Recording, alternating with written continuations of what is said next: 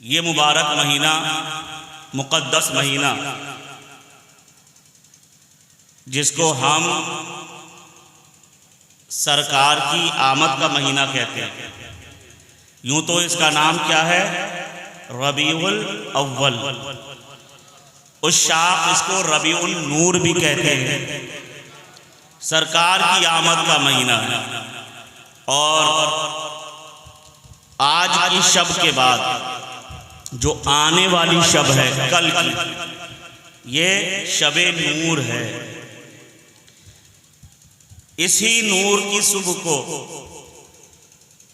रबीउल अव्वल शरीफ की 12 तारीख को सुबह शादी के वक्त मेरे और आपके प्यारे आका सरवरे कायनात सल्लल्लाहु ताला अलैहि वसल्लम इस खाकदाने गीती पर जलवा फरोज हुए।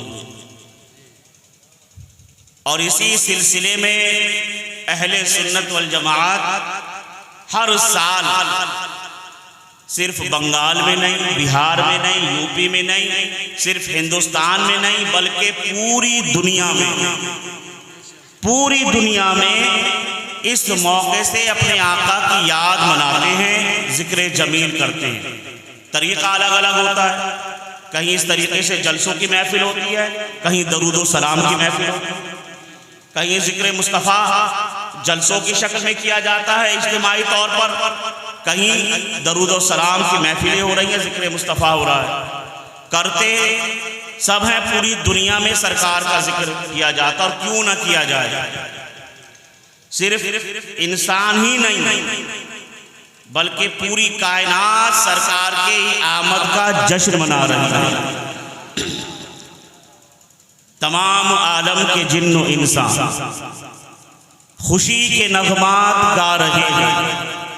उर्दू तो समझ लेते होंगे आप लोग, माशाअल्लाह मुझसे बात कर रहे थे उर्दू में तो समझते भी होंगे कि तमाम आलम के जिन्न इंसान खुशी के नगमात गा रहे हैं कि जिनके खातिर बनी ये दुनिया वो आज तशरीफ ला रहे हैं।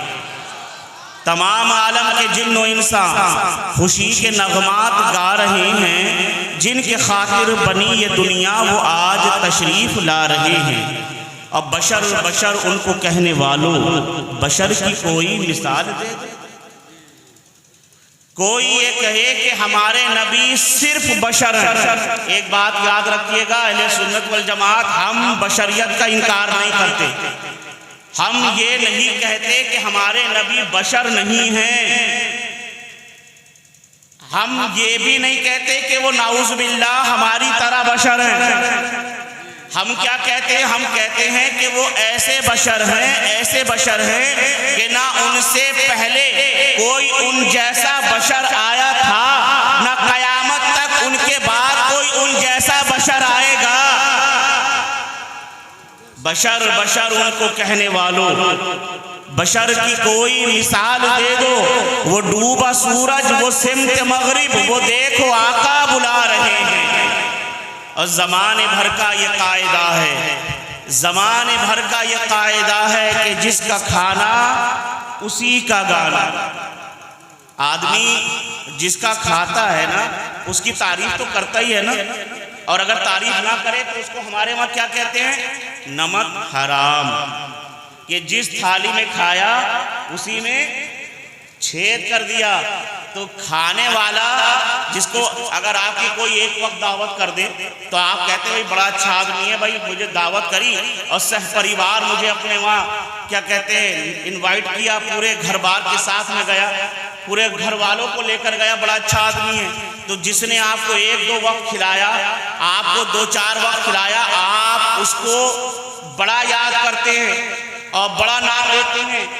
तो जिसके सदक़े में ये कायनात बनी हो, जिसके सदक़े में हम आए हों। और मेरे इमाम ने फरमाया, या रसूल अल्लाह, ज़मीनो ज़मा तुम्हारे लिए, मकीनो मका तुम्हारे लिए, चुनीनो चुना तुम्हारे लिए, बने दो जहां तुम्हारे लिए, दहल में ज़बा तुम्हारे लिए, बदन में है जा तुम्हारे लिए, हमारे यहाँ तुम्हारे लिए, उठे भी वहाँ तुम्हारे लिए। या रसूल अल्लाह, या हबीब अल्लाह, खाते हैं तेरे दर का, पीते हैं तेरे दर का, पानी है तेरा पानी, दाना है तेरा दाना। सुभान अल्लाह, सुभान अल्लाह। सारी नेमतें आपके सदके मिली हैं हमें, सब कुछ आपके सदके मिला है। तो जब सब कुछ आपके तुफैल मिला है तो हम गीत भी तो आप ही के गाएंगे।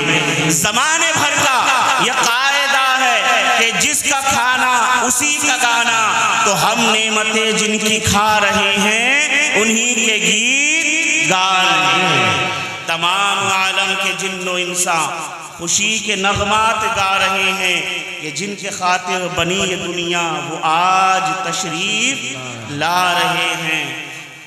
नबी का बचपन था क्या सुहाना, नबी का बचपन था क्या सुहाना, कि चांद था आपका खिलौना। माशाअल्लाह यहाँ पे कसीर तादाद में लोग बैठे हैं, मर्द औरत बूढ़े बच्चे जवान सभी बैठे हैं, बहुत ज़्यादा लोग हैं और साहिबे औलाद भी होंगे, बाल बच्चे वालों भी होंगे, जी जी है ना, जिनके बेटे हो, बेटियां हो, नाती हो, नवासी हो, पोता हो, पोती हो, भांजा भांजी हो। तो जब बच्चे रोते हैं तो दिल बहलाने के लिए क्या इंतजाम करते हैं आप लोग? उनके लिए खिलौना लेकर जाते हैं, बाजार से उनके लिए खिलौना लेकर जाते हैं। खिलौना काय का होता है? प्लास्टिक का, फाइबर का, लकड़ी का, मिट्टी का, तांबे का, पीतल का, बहुत अच्छा हुआ सोने का। हर आदमी अपनी औलाद को खिलौना देता है अपनी हैसियत के मुताबिक जी। अब एक आदमी टोटो चलाने वाला हो, मेट्रो चलाने वाला, रिक्शा चलाने वाला, वो अपनी हैसियत के मुताबिक खिलौना लेकर आएगा जी। एक आदमी एक्सपोर्टर है, बड़ी फैक्ट्रियों का मालिक है, तो वो अपनी हैसियत के मुताबिक अपने बच्चे को खिलौना ला कर देगा जी। लेकिन इंसान अपने बच्चे को खिलौना देता है। अब अब्दुल्ला के घर में भी एक बच्चे की विलादत हुई है, हजरत आमना के बतन से भी, पेट से भी एक बच्चे की विलादत हुई है। सर पर बाप का साया नहीं है जो खिलौना लाकर देगा। हलीमा दाई के पंखोड़े में खेल रहे हैं, झूले में खेल रहे हैं, अब खिलौने की जरूरत महसूस हुई। अब अल्लाह ने देखा, परवरदिगार आलम ने देखा कि मेरा महबूब खेल रहा है और इसको खिलौना चाहिए, तो मेरा महबूब है नूर का, तो आसमान पे तैरता हुआ नूर वाला चांद नबी के उंगली के इशारों पर अल्लाह ने खिलौना बना दिया। सुभान अल्लाह, नारे तकबीर, नारे रिसालत, जश्न ईद मिलादुन नबी, पीर साहब किबला। नबी का बचपन था क्या सुहाना, कि चांद था आपका खिलौना, और कभी खिलौने को तोड़ते हैं, कभी वो टुकड़े मिला रहे हैं। तमाम आलम के जिन्नो इंसान खुशी के नगमात गा रहे हैं कि जिनके खातिर बनी ये दुनिया वो आज तशरीफ ला रहे हैं। और निसार तेरी चहल पहल पर, हासिल कलाम शेर, निसार तेरी चहल पहल पर हजारों ईदे रबीउल अव्वल, सिवाय इबलीस के जहां में सभी तो खुशियां मना रहे हैं। सुभान अल्लाह, सुभान अल्लाह। तेरी चहल पहल पर हजारों ईदें रबीउल अव्वल, सिवाय इबलीस के जहां में सभी तो खुशियां मना रहे हैं। दरूद शरीफ पढ़ें, अल्लाहुम्मा सल्ली अला सय्यिदिना शफीना हबीबिना नबीना मौलाना मुहम्मद व बारिक वसल्लिम सल्लल्लाहु अलैहि वसल्लम अलैका या सय्यदी या रसूलल्लाह। अजीज़ान मिल्लत इस्लामिया, अल्लाह तबारक व तआला जल्ल जलालुहु अम्मा नवालुहु की सुन्नत मुबारक रही कि अल्लाह तबारक व तआला ने हर दौर में इंसानों की हिदायत के लिए, जब जब इंसान भटका, रास्ते से भटक कर दूसरे रास्ते पे गया और अपना मकसद भूल गया, अल्लाह को छोड़कर मुताअद्दिद खुदाओं की परस्तिश में लग गया, अपने हाथों से खुदाओं को बनाने लगा, अल्लाह की इबादत को भूल बैठा, खुदा को भूल बैठा, जुल्म और ज़्यादती करने लगा, तशद्दुद करने लगा, फितना फसाद करने लगा, खूनरेज़ी करने लगा, तशद्दुद फैलाने लगा, दहशत गर्दी करने लगा। तो अल्लाह ने लोगों की हिदायत के लिए किसी न किसी पैगम्बर, किसी न किसी रसूल को दुनिया में भेजा। ये उसकी सुन्नत मुबारक रही। हज़रत आदम अलैहिस्सलाम आए, हज़रत नूह अलैहिस्सलाम आए, हज़रत इब्राहीम, हज़रत इस्माइल, हज़रत यूनुस, हज़रत यूसुफ, कमोबेश 1,24,000 या 2,24,000 अंबियाए किराम इस खाकदाने गिरी पर तशरीफ लाए, लोगों की हिदायत के लिए। ये नबी, ये रसूल, ये पैगंबर क्यों आए? लोगों की हिदायत के लिए, ताकि उन्हें सीधा रास्ता दिखाएं, ताकि उन्हें सीधे रास्ते पर चलाएं, इधर उधर भटके हुए लोगों को राह रास्त बताएं, जो दहशतगर्दी फैला रहे थे उन्हें खुदा के आगे लाकर सरबा सुजूद करें। कमोबेश 1,24,000 या 2,24,000 अंबियाए किराम इस दुनिया में तशरीफ लाए। सबसे आखिरी नबी हजरत ईसा अलैहिस्सलाम आए। उसके बाद 570 साल तक दुनिया में कोई नबी, कोई पैगंबर, कोई रसूल नहीं आया। अब ये इतना बड़ा डिस्टेंस था, इतना बड़ा गैप था, 570 साल। इससे पहले क्या हालात थे? कभी कभी एक नबी तशरीफ लाता, कभी एक साथ कई नबी तशरीफ लाता। कोई किसी कौम के लिए, कोई किसी मुल्क के लिए, कोई किसी खित्ते के लिए, कोई किसी कौम के लिए नबी तशरीफ लाते रहे। मगर हजरत ईसा अलैहिस्सलाम के बाद 570 साल तक कोई नबी, कोई पैगंबर, कोई रसूल इस दुनिया में नहीं आया। गैप बहुत बड़ा था, डिस्टेंस काफी लंबा था। तो जब डिस्टेंस ज्यादा था, गैप बहुत ज्यादा था, तो बुराइयां भी फैलने लगी। जब नबी 3-3, 4-4, 5-5 एक साथ आ रहे थे, उस वक्त बुराइयां बहुत थी। तो जब 570 साल तक कोई रास्ता दिखाने वाला ना आया हो, कोई रहबर और रहनुमा ना आया हो, तो समझ सकते हैं कि माहौल कितना बिगड़ चुका था।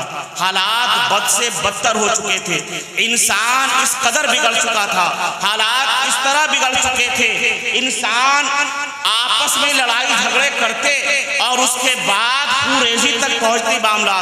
खाने काबा का नंगा तवाफ करते, खाने खुदा का नंगा तवाफ करते और उसको लायक तकलीद अमल समझते थे। पानी पे झगड़ा शुरू होता तो खून की नदियां बहा देते। अगर किसी ने किसी दूसरे के घाट से किसी ऊंट ने पानी पी लिया तो उस ऊंट का पेट चीरकर इंतकामी जज्बात का मुजाहिरा किया जाता था। इंसान इतना बिगड़ चुका था, हालात इतने बिगड़ चुके थे कि अदालतें तो थी मगर इंसाफ बाकी ना था, माँ तो थी मगर काबिले इज्जत ना थी, काबिले एहतराम ना थी, बीवी तो थी मगर काबिले मोहब्बत ना थी, बेटी तो थी मगर काबिले रहमत और शफकत ना थी। हालात इतने बिगड़ चुके थे, इतने बिगड़ चुके थे कि जो जुल्म और ज्यादती के इफ्तीर सर पर नाचते फिर रहे थे। हालात इतने बद से बदतर हो चुके थे कि इंसान मनसबे इंसानी को भुला चुका था, ताजे शाही इंसानी उतार कर फेंक चुका था और शैतानियत का लिबादा ओढ़कर दंदनाता फिर रहा था। अरे अपने बच्चे को, उनके घर में अगर किसी की विलादत होती और वो देखते कि ये नौमौलूद जो बच्चा हुआ है अगर बेटा है तो रक्सो सुरूर की महफिलें होती, महीनों खुशियां मनाई जाती और बड़ी पार्टियां होती, एक दूसरे को मुबारकबाद दी जाती कि मेरे घर में एक बेटा आया है, फर्जंद आया है, मैं बेटे का बाप बन गया हूँ। मगर कहीं अगर वो नौमौलूद नया बच्चा बेटी हुई तो चेहरे के रंग उड़ जाते, अपने लिए उस बच्ची को बाइसे नहूसत समझते और ये समझते कि ये तो मेरी इज्जत पर, ये तो मेरी जुर्रत पर, ये तो मेरी हिम्मत पर, ये तो मेरी इस्तिकामत पर मेरी बेटी ने मुझ पर धब्बा लगा दिया है कि मैं बेटी का बाप बन गया हूँ। उस नन्ही सी प्यारी सी बच्ची को खुद लेकर जाते और अपने हाथ से गड्ढा खोदकर उस बच्ची को दफन कर देते, मनो मिट्टी उस बच्ची के ऊपर डाल देते। वो प्यारी सी बच्ची, वो नन्ही सी बच्ची, वो फूल सी बच्ची अपनी ज़बाने हाल से अपने रब के पास फरियाद करती है, ऐ मौला ये कैसे जालिम सिफत लोग हैं, ये कैसे जालिम सिफत लोग हैं, ये खुद ही पैदा करते हैं और खुद ही जिंदा दफन भी कर देते हैं। अरे एक परिंदा भी जब अपने बच्चे को पैदा करता है तो जब तक बच्चा उड़ने के काबिल ना हो जाए वो परिंदा अपनी चोंच में दाना लाकर अपने बच्चे के मुंह में रखता है कि मेरा बच्चा भूख से मर ना जाए, पानी के कतरे अपनी चोंच से अपने बच्चे की चोंच में डालता है कि मेरा बच्चा प्यास की शिद्दत से मर ना जाए। एक दरिंदा भी, एक चौपाया भी, एक जानवर भी जब अपने बच्चे को पैदा करता है तो उसकी हिफाजत करता है। मगर ये अपने आप को इंसान कहलाने वाले लोग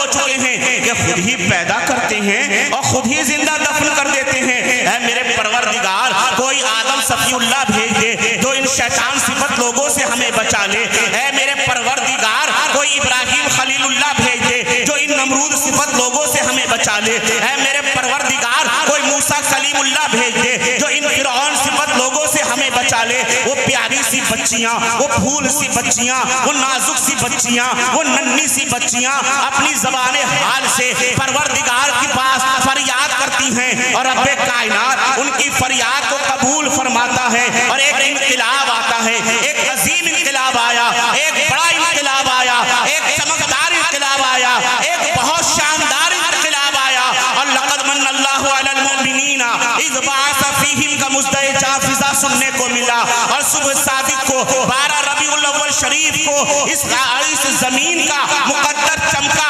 फर्ज़े गीती का मुकद्दर चमका और अर्श वाले जिस पर नाज करने लगे। और हजरत हलीमा के घर में मुहम्मदुर रसूलुल्लाह सल्लल्लाहु तआला अलैहि वसल्लम की विलादत होती है। आपकी विलादत क्या हुई कि पर्दे उठे निगाह से, हर शय निखर गई, तकदीर सुबह रात के रुख पे बिखर गई। पुरनूर काबा और भी पुरनूर हो गया, बतहा तमाम जलवगर है दूर हो गया।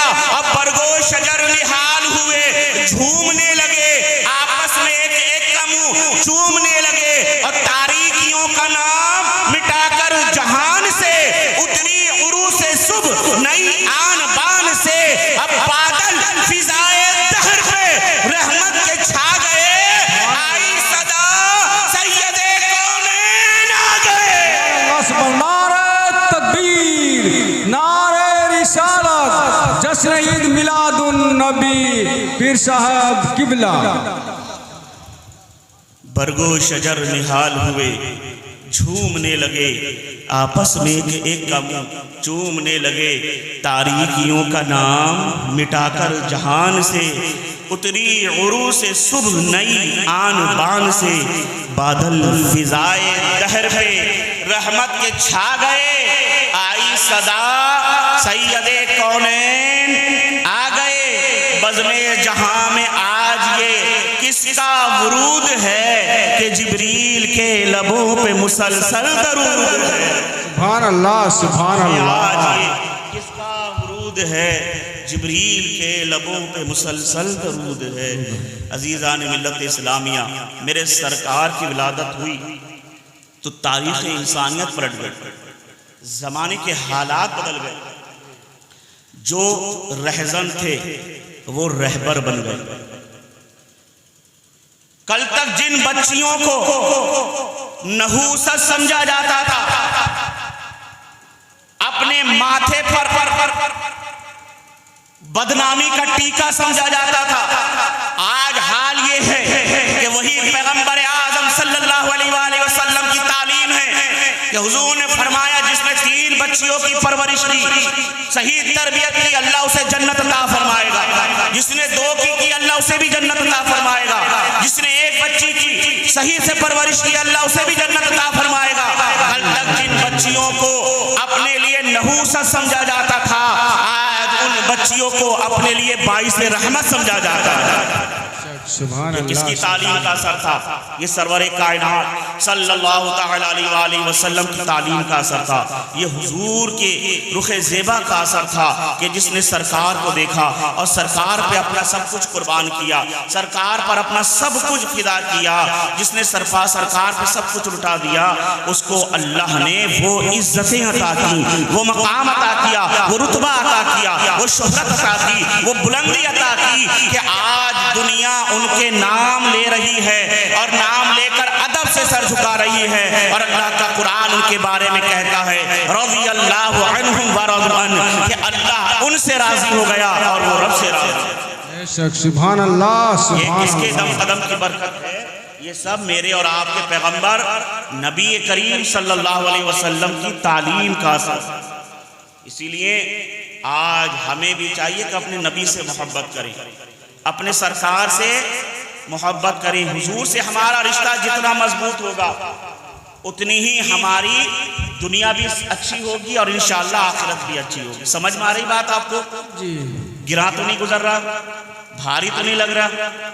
अगर समझ में आ रही है तो बात को आगे बढ़ाएं। तैयार हैं आप लोग?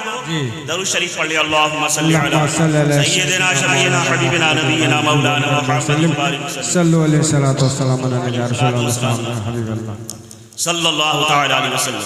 अजीज़ान मिल्लत इस्लामिया, अगर हम दुनिया में चाहते हैं कि हम कामयाब हों और हम एक अपना स्टेटस लेवल अपना ऊंचा करें, तो इसका फकत रास्ता एक ही है कि हम अपने सरकार से मोहब्बत करें, हुजूर से मोहब्बत करें, हुजूर के नक्शे कदम पर चले। और किसी से मोहब्बत आदमी कब करता है?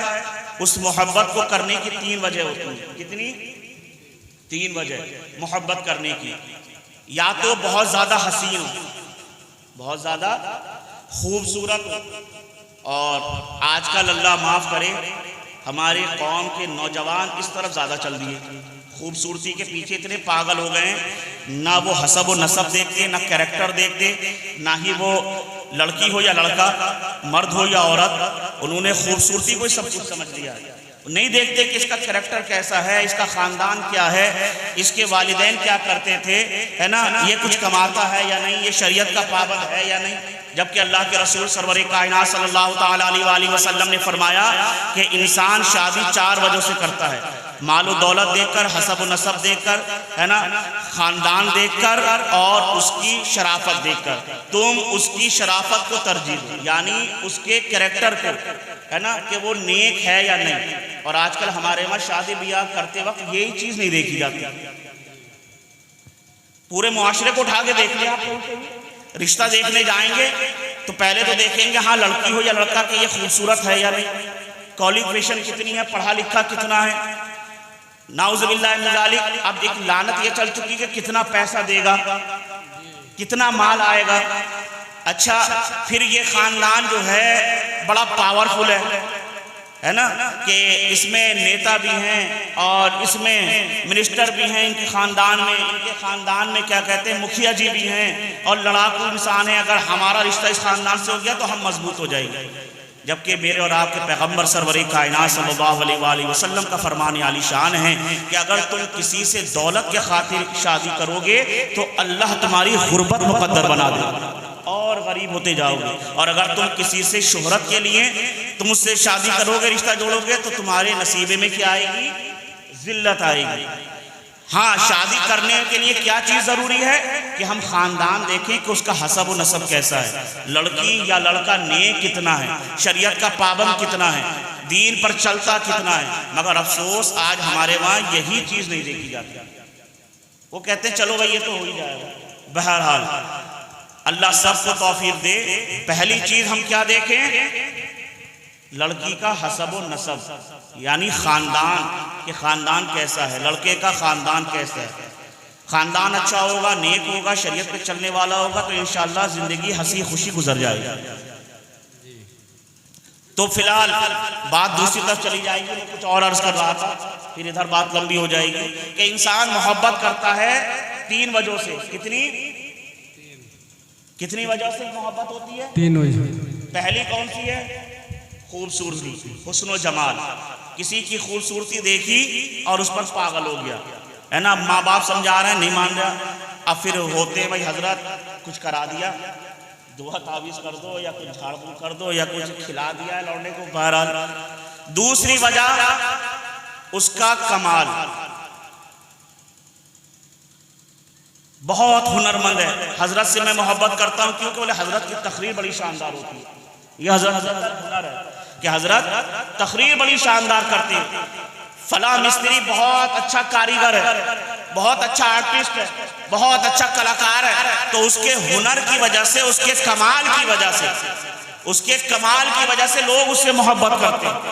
और तीसरा, कोई किसी पर एहसान करे, कोई किसी पर एहसान करे तो उस एहसान की वजह से भी लोग उससे मोहब्बत करते हैं कि यार इसने उस वक्त हमारे ऊपर एहसान किया जब हम बड़े कमज़ोर थे, हमारे हालत बड़ी ख़राब थी, उस वक्त इस आदमी ने हाथ पकड़ा, ज़िंदगी भर वो आदमी याद रहता है। क्यों? ऐसा ही है ना, वो याद रहता। तो इंसान मोहब्बत किसी से करता है 3 वजह से, किसी के हुस्न की वजह से, या फिर उसके कमाल की वजह से, या फिर किसी के एहसान करने की वजह से। आओ अब मैं बात को आगे बढ़ाऊं। इन 3 चीजों को अपने जहन में रखना, हुस्न, कमाल, जमाल और एहसान। इनकी वजह से मोहब्बत होती है। अगर इनकी वजह से मोहब्बत की जाती है तो यकीन जानो, दिल की तख्तियों पे नोट कर लो कि फिर मेरे नबी से ज्यादा कोई दुनिया में दूसरी जात है ही नहीं जिससे हम मोहब्बत करें। क्योंकि अगर कमाल देखना है तो बड़े बड़े कमाल वाले आए, बड़े बड़े कमाल वाले आए। अगर सिर्फ मैं इस मौजू पे खिताब करूं तो कई घंटे की तकरीर हो जाएगी, मगर सिर्फ एक झलक आपके जहनों तक पहुंचा दूं। बड़े बड़े कमाल वाले आए। कितना अजीम कारनामा था ना कि डंडा मारा और 12 पानी के चश्मे जारी कर दिए। कुरान फरमाता फजरत मिन हुस्नता अशरत आईना, हजरत मूसा कलीमुल्लाह ने अपना आसा पत्थर पर मारा और 12 पानी के चश्मे जारी कर दिए। बहुत बड़ा कमाल था हजरत मूसा का, पत्थर से पानी का चश्मा निकाल देना, पानी बहा देना। पत्थर से पानी निकलता है, ये बात तो आप भी जानते हैं। आपने कुएं के अंदर पत्थर से देखा होगा, पानी रीस रीस के गिरता है और वो फिर एक शक्ल इख्तियार कर लेता है। ये नदियों पर, ये झरनों पर पत्थर से ही तो पानी निकल रहा है, मगर एक डंडा मारकर उस पत्थर से पानी निकालना, ये हजरत ईसा का कमाल था। और एक कटोरे में अपना दस्ते करम रखकर उससे उंगलियों के चश्मे जारी कर देना, ये मुस्तफा जाने रहमत का कमाल है। उंगलियों से पानी के चश्मे जारी करना, ये मेरे और आपके नबी का कमाल है। अजीज़ान मिल्लत इस्लामिया, हजरत नूह अलैहिस्सलाम ने कश्ती को पानी पर तैराया। उस वक्त तैराया जब अल्लाह का अजाब आसमान से भी और जमीन से भी निकल रहा था। आसमान से भी बारिश हो रही थी, जमीन भी अपना पानी निकल रही थी, पूरी दुनिया डूब चुकी थी। हजरत नूह अलैहिस्सलाम ने कश्ती बनाई और उस कश्ती को पानी पर तैराया। आप लोगों ने सुना है कश्ती नूह अलैहिस्सलाम की कश्ती पानी पर तैरी, मगर कश्ती तो बनाई ही इसीलिए जाती है ना कि पानी पर तैर जाए। कश्ती का वजूद ही इसीलिए होता है कि पानी पर तैरे। कश्ती बनाई ही इसीलिए जाती है कि पानी पर तैराई जाए। यह हजरत नूह अलैहिस्सलाम का अजीम कारनामा है, बड़ा कमाल है कि जब अज़ाब इलाही पानी की शक्ल में आया, सारी दुनिया गर्क हो गई, मगर नूह अलैहिस्सलाम की कश्ती तैरती रही, कश्ती डूबी नहीं। ये नूह अलैहिस्सलाम का कमाल है। मगर मेरे मुस्तफा का कमाल देखो, पत्थर तैरने के लिए नहीं होता, पत्थर डूबने के लिए होता है। मगर जब मुस्तफा ने हुक्म फरमाया ऐ पत्थर मेरे करीब आ, तो वो पत्थर मौजों का सीना चीरता हुआ मुस्तफा जाने रहमत के कदमों में रखा हुआ। सुभान अल्लाह, सुभान अल्लाह। बड़ा कमाल है, बड़ा कमाल है, बहुत कमाल है। हजरत ईसा अलैहिस्सलाम ने मुर्दों को जिंदा किया, कुम बिइज़्निल्लाह कहकर ठोकर मारी, मुर्दे जिंदा हो गए। मुर्दों को जिंदगी अता की, दोबारा से देखने की ताकत, बोलने की ताकत, सुनने की ताकत, चलने की ताकत, उठने की ताकत, बैठने की ताकत हजरत ईसा अलैहिस्सलाम ने अता की। सुना होगा हजरत ईसा अलैहिस्सलाम ने कुम बिइज़्निल्लाह कह के मुर्दा जिंदा कर दिए। किनको जिंदा किया? मुर्दा को। किनको? उनको जिंदा किया जो पहले जिंदा थे। ईसा अलैहिस्सलाम ने उनको जिंदगी दी जिनके अंदर पहले जिंदगी थी, फिर मौत आई, मर गए। हजरत ईसा ने फिर जिंदा कर दिया, मगर पहले तो जिंदा थे ना वो कभी। उनके अंदर बोलने की ताकत तो थी ना, सुनने की ताकत तो थी ना, देखने की ताकत तो थी ना, चलने की ताकत तो थी ना, खड़े होने की ताकत तो थी ना। ये ईसा का मौजज़ा है कि मुर्दों को जिंदा कर दिया, बोलने की ताकत दे दी। और मुस्तफा जाने रहमत का कमाल देखे, मेरे नबी की शान देखे, मेरे नबी का कमाल देखे। अबू जहल आया है, बताओ मोहम्मद मेरी मुट्ठी में क्या है? मेरे नबी ने फरमाया अबू जहल मैं बताऊं तेरी मुट्ठी में क्या है, या तेरी मुट्ठी में जो चीज है वही बता दे कि मैं कौन हूं। कहा ये तो बहुत अच्छी बात है, अगर मैं कहूं आप बताएं तो हो सकता है आपने छुपकर देख लिया हो, मगर इस बात का तो यकीन है कि मेरी मुट्ठी में जो चीज है वो बोल नहीं सकती, मेरी मुट्ठी में जो चीज है वो सुन नहीं सकती, मेरी मुट्ठी में जो चीज है उसको जबान नहीं है। अब तो ये फंस गए। कहा मोहम्मद बहुत अच्छी बात है, मेरी मुट्ठी में जो चीज है वही बोल दे कि तुम कौन हो। अब मेरे आका ने इरशाद फरमाया है अबू जहल की हाथ की कंकरियों बताओ मैं कौन हूँ। अबू जहल की मुट्ठी में से आवाज आ रही थी अशहदु अन ला इलाहा इल्लल्लाह व अशहदु अन्ना मुहम्मद। सुभान अल्लाह सुभान। अब मुझे बताओ, पत्थर में कभी जान थी? पत्थर में कभी बोलने की सलाहियत थी? पत्थर में कभी सुनने की सलाहियत थी? पत्थर में कभी गोयाई थी? नहीं, मुर्दा में तो थी, फिर भी जिंदा किया। ये कमाल है ईसा अलैहिस्सलाम का।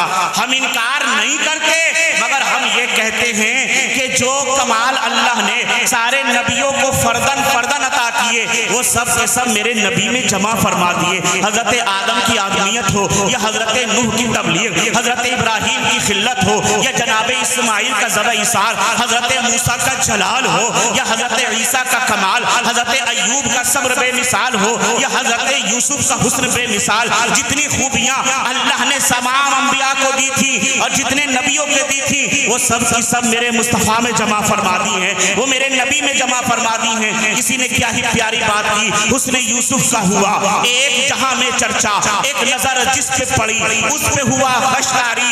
हजरत मूसा ने हक से यदे बैदा पाया, नूर के चश्मे हुए हाथ से उनके जारी। हजरत ईसा ने मुर्दों को किया है जिंदा, कुम कहा जिसको हयात उसमें हुई है सारी। सामने आई जो तस्वीर मोहम्मद मेरे, सामने आई जो तस्वीर मोहम्मद मेरे, बेखुदी में ये शेर ज़बां पर हुआ जारी। सामने आई जो तस्वीर मोहम्मद मेरे, खूबियां उसमें नजर आई ये मुझको सारी। हुस्न यूसुफ दमे ईसा यदे पैदादारी, आंचे खूबा हमादारन तू तन्हादारी। सुभान अल्लाह सुभान अल्लाह। नारे तकबीर, नारे रिसालत, जश्न ईद मिलादुन नबी, नारे तकबीर। हुस्न यूसुफ दमे ईसा यदे बैदादारी, आंचे खूबा हमादारन तू तन्हादारी। बहरहाल इसी टॉपिक पे गुफ्तगू करूं तो एक मुकम्मल मौजू है, मुकम्मल तकरीर इस पे हो सकती है ना, लेकिन मैं इसको हटकर दूसरी तरफ आता हूँ। ये तो कमाल, तो कमाल के लिए अगर किसी से मोहब्बत की जाए तो सबसे ज़्यादा बाकमाल कौन है? अल्लाह की सरताब कदम शान है ये। इंसान नहीं, इंसान वो इंसान है ये। कुरान तो ईमान बताता है इन्हें, और ईमान ये कहता है मेरी जान है ये। तो हुजूर की दूसरी हुस्न, अल्लाह अकबर, हुस्न की वजह से मोहब्बत होती है। अरे मेरी मिल्लत के नौजवानों, अगर हुस्न की वजह से मोहब्बत करनी है तो मोहम्मद अरबी पे अपना दिल कुर्बान करो। आपने सुना है ना कि हज़रत यूसुफ अलैहिस्सलाम बड़े हसीन थे, बड़े खूबसूरत थे, और बुजुर्गों ने फरमाया कि अल्लाह ने हुस्न के, खूबसूरती के 100 हिस्से किए, 99 हिस्से एक तरफ किए, एक हिस्से से हजरत यूसुफ को अता किया गया और पूरी कायनात में तकसीम कर दिया गया।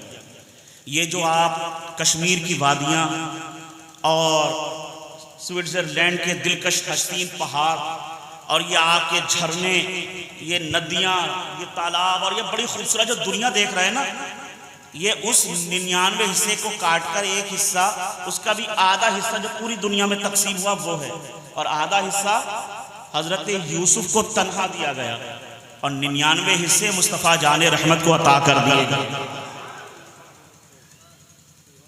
हजरत यूसुफ को आधा हिस्सा मिला। हजरत यूसुफ की शान क्या है? अब जुलेखा है, हजरत यूसुफ से बेइंतहा मोहब्बत करती है, बेइंतहा मोहब्बत ऐसी कि मोहब्बत में तमाम हदें पार कर गुजर जाने को तैयार है, हर हद पार कर जाने को तैयार है। इतनी मोहब्बत हजरत यूसुफ अलैहिस्सलाम से कि बस किसी तरह यूसुफ में से मिल जाए। सूरह यूसुफ की तिलावत कीजिए, तफसीर पढ़िए, पूरा वाक़या आपको मिलेगा। हजरत यूसुफ से बेइंतहा मोहब्बत कर रही है, और हजरत यूसुफ कौन है? उसके गुलाम है ना, खरीदे हुए।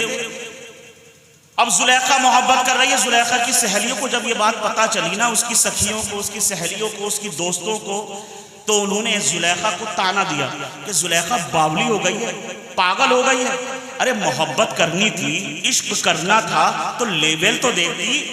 तू कहाँ बादशाह की बीवी, तू कहाँ अजीज़े मिस्र की बीवी, तू कहाँ बादशाह की लड़की, और यूसुफ एक गुलाम।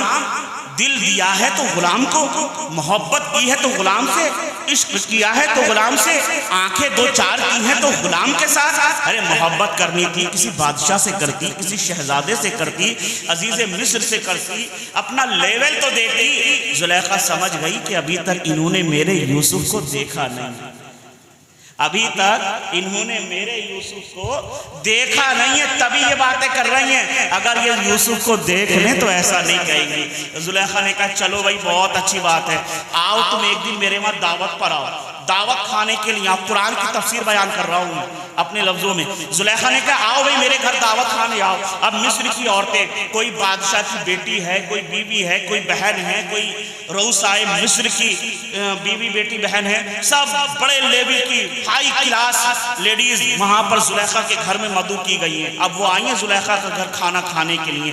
अब जुलेखा ने एक दस्तरखान बिछाया, बड़ी अच्छा दस्तरखान, अनवा अक़साम की नेमतें। भाई बादशाह के घर में किस चीज़ की कमी? हर फल उसके अंदर मौजूद, मेवा जात उसके अंदर मौजूद, फल फ्रूट उसके अंदर मौजूद, तमाम दुनिया भर की नेमतें उस दस्तरखान पर रखी हुई हैं। अब वो मिस्र की औरतें कहने लगी, जुलेखा की सहेलियों ने कहा जुलेखा हम कोई ऐरे गैरे घर के तो है नहीं, हम ऐसे वैसे घर के तो है नहीं, अरे खाने की चीजें तो हमारे घर पे भी बहुत हैं, हम यहाँ खाना खाने नहीं आए, हम तो उस यूसुफ को देखने आए हैं जिसने तेरी रातों की नींदें उड़ा दी हैं। हम उस यूसुफ का दीदार करने आए हैं जिसके लिए तू पागल हो गई है, तमाम हदें पार करने को तैयार बैठी है, जरा उस यूसुफ का तो दीदार करा। जुलेखा ने कहा इतनी भी क्या जल्दी है, इतनी भी क्या बेचैनी है, अभी कराती हूँ ना यूसुफ का दीदार, जरा दस्तरखान पे तो बैठो। दस्तरखान पे बैठी और दस्तरखान में बैठने के बाद जुलेखा ने कहा इनके हाथ में एक फल दे दो और दूसरे हाथ में एक छुरी दे दो। कहा इसका क्या करना है? बस इतना सा करना है, जब मेरे यूसुफ इधर से गुजरे, हजरत यूसुफ इधर से आए और यूसुफ पे नजरें तुम्हारी जाएं तो इस फल को काट लेना। कोई मुश्किल काम तो नहीं? कहा कोई मुश्किल काम नहीं, हो जाएगा। कहा ठीक है।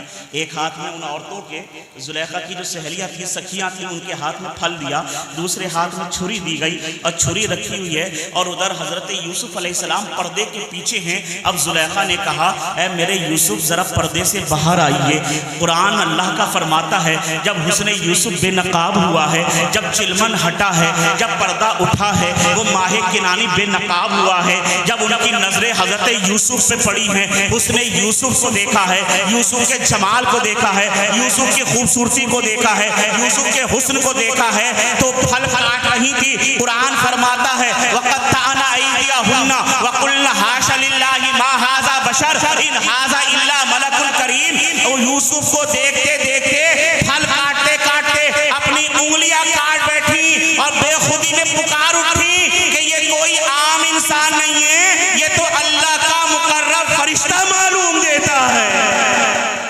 वक़त्ताना अयदियहुन्ना वक़ुल्ना हाशा लिल्लाहि मा हाज़ा बशर इन हाज़ा इल्ला मलकुल करीम। हज़रत यूसुफ को देख रही हैं और अपने फल काटते काटते उंगलियां काट बैठी। उन्हें पता न चला, उसने यूसुफ में इतना गुम हो गई, उसने यूसुफ में इतना मैं हो गई, उसने यूसुफ में इतना खो गई, यूसुफ के जमाल में इस तरह वारिफ्ता हो गई, इस तरह फिदा हो गई कि फल काटते काटते अपनी उंगलियां काट बैठी, मगर उन्हें पता न चला कि हमारी उंगलियां कट गई हैं और बेखुदी में पुकार उठी कि ये कोई आम इंसान नहीं है, ये तो अल्लाह का फरिश्ता मालूम देता है, अल्लाह का फरिश्ता मालूम देता है। हजरत आयशा सिद्दीका ने जब इस बात को सुना तो मुस्कुराई, मुस्कुराने लगी। किसी ने पूछा सैयदा मुस्कुराती क्यों हो, ये मुस्कुराने का सबब क्या है, मुस्कुराने की वजह क्या है? ऐ मुसलमानों, हजरत आयशा का जवाब सुनो और झूम जाओ। हजरत आयशा फरमाती हैं और मुस्कुरा कर फरमाती हैं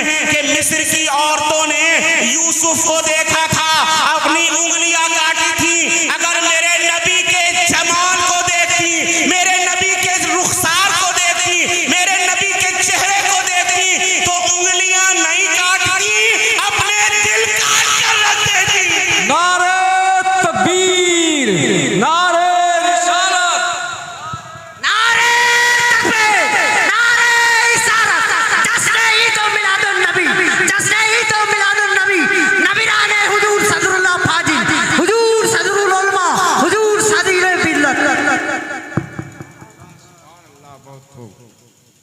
आयशा ने फरमाया कि मिस्र की औरतों ने यूसुफ के हुस्न को देखा था, अपनी उंगलियां काटी, मेरे नबी के चेहरे को देखती अपने दिल काट कर रख देती।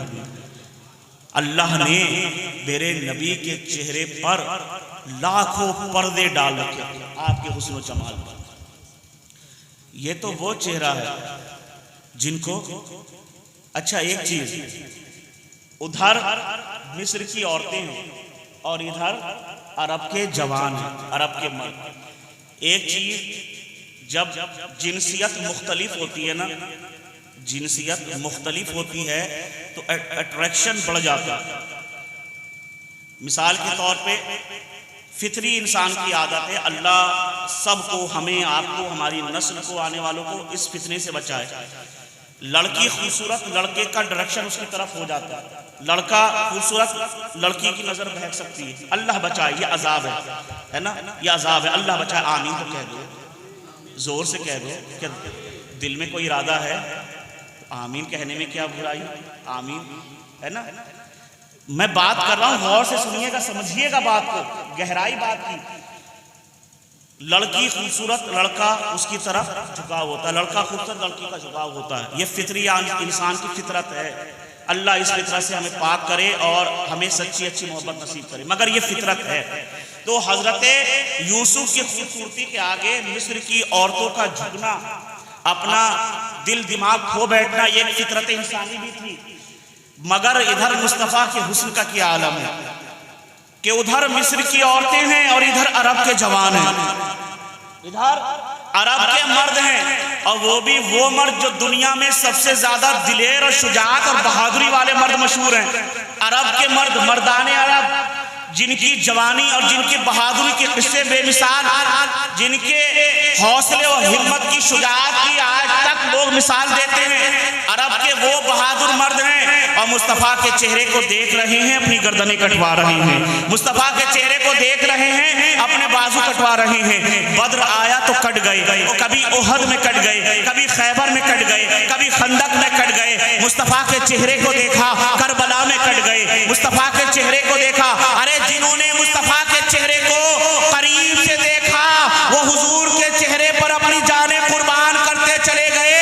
बख्तियारुद्दीन एक बात अर्ज करता है कि मुस्तफ़ा का हुस्न वो हुस्न बेमिसाल है कि जिसने देखा वो भी कट गए और जिसने देखा नहीं है। 1400 साल का फासला है आज दरियापुर की सरजमीन पर, मगर आज हुस्न का आलम ये है, मुस्तफ़ा के इश्क का आलम ये है कि अगर मुस्तफ़ा की शान में कोई गुस्ताखी करने की कोशिश तो करे, दरियापुर का बच्चा बच्चा, अहले सुन्नत का बच्चा बच्चा यही आवाज लगाता है, या रसूल अल्लाह, करूं तेरे नाम पे जा फिदा, न बस एक जा दो जहां फिदा, दो जहां से भी नहीं जी भरा, करूं क्या करोड़ों जहां नहीं। सुभान अल्लाह, सुभान अल्लाह। या रसूल अल्लाह, करूं तेरे नाम पे जा फिदा, न बस एक जा दो जहां फिदा, दो जहां से भी नहीं जी भरा, करूं क्या करोड़ों जहां नहीं। जिसने मुस्तफ़ा को देख लिया फिर वो हिम्मत नहीं हारते। बस एक दो चीज़ अर्ज करके अपनी तकरीर खत्म कर दूंगा, वक्त काफ़ी हो गया। अल्लाह हम सबको अमल की तौफीक अता फरमाए। बस एक मिसाल कि कैसे बहादुरी आ जाती है जब मुस्तफ़ा की गुलामी में आ जाती है। जब मुस्तफ़ा यानी रहमत पर अपना सब कुछ दे दिया तो अंदर हौसला, हिम्मत कैसा पैदा होता है। जंगे यरमूक है, जंगे यरमूक है ना, ये हज़रत फारूक आज़म हज़रत उमर रज़ियल्लाहु ताला अन्हु के दौरे खिलाफत का वाक़या है। हज़रत फारूक आज़म का दौरे खिलाफत क्या सुनहरा दौरे खिलाफत था। आप लोगों ने पढ़ा सुना होगा, पढ़े लिखे लोग हैं, बाशऊर लोग हैं कि फुतुहात, इंसान इस्लामी फुतुहात दूर तक फैल गई है ना। यूनान, मिस्र, सब इस्लाम की सरहदें फैलती चली जा रही थी। 22 लाख मुरब्बा मील पर, 22 लाख मुरब्बा मील पर जिस की हुकूमत थी उस जात को फारूक आज़म कहते हैं। अब यरमूक में किससे जंग है? यहूदियों से है ना, यहूदियों से जंग है यरमूक में। हज़रत फारूक आज़म रज़ियल्लाहु ताला अन्हु के पास सहाबा बैठे हुए हैं, मशवरा चल रहा है। हज़रत अबू उबैदा बिन जर्राह, हज़रत अबू उबैदा बिन जर्राह ये वहाँ पर मौजूद हैं और एक लश्कर तैयार किया जाता है। 30,000 मुसलमानों की एक फौज तैयार की जाती है और उसका सिपह सलार बनाया जाता है हज़रत अबू उबैदा बिन जर्राह को, और हज़रत फारूक आज़म भेजते हैं उन्हें कि तुम जाओ, है ना। और रूमियों की तरफ से जो लश्कर आ रहा है ना, ये रूमियों का जो लश्कर आ रहा है मुसलमानों को नुकसान पहुंचाने के लिए, मुसलमान को कत्ल गारत करने के लिए, कि हम मुसलमानों को काट देंगे, मुसलमानों को ख़त्म कर देंगे, मुसलमानों को मिटा देंगे, सफ़े हस्ती से इनका नाम मिटा देंगे, तुम जाकर उनके खिलाफ लड़ो। कितना बड़ा लश्कर था? 30,000 का। और उधर से जो कुफ्फार का जो लश्कर आ रहा था रूमियों की तरफ से, वो कितना था? तो तारीख में आता है कि 60,000 तो सिर्फ मैदान में थे और 5 लाख उनके पीछे उनकी हिफाजत के लिए खड़े थे। कितने? 5,60,000। और मुसलमान कितने थे? 30,000। अगर सिर्फ 60,000 भी आप पकड़ लें जो मैदान में थे, उनके मुकाबले में आधे। लेकिन हिम्मत और हौसला देखो मुसलमानों का। ये ताकत कब मिलती है? ये ताकत आती कहाँ से? ये पावर आती कहाँ से?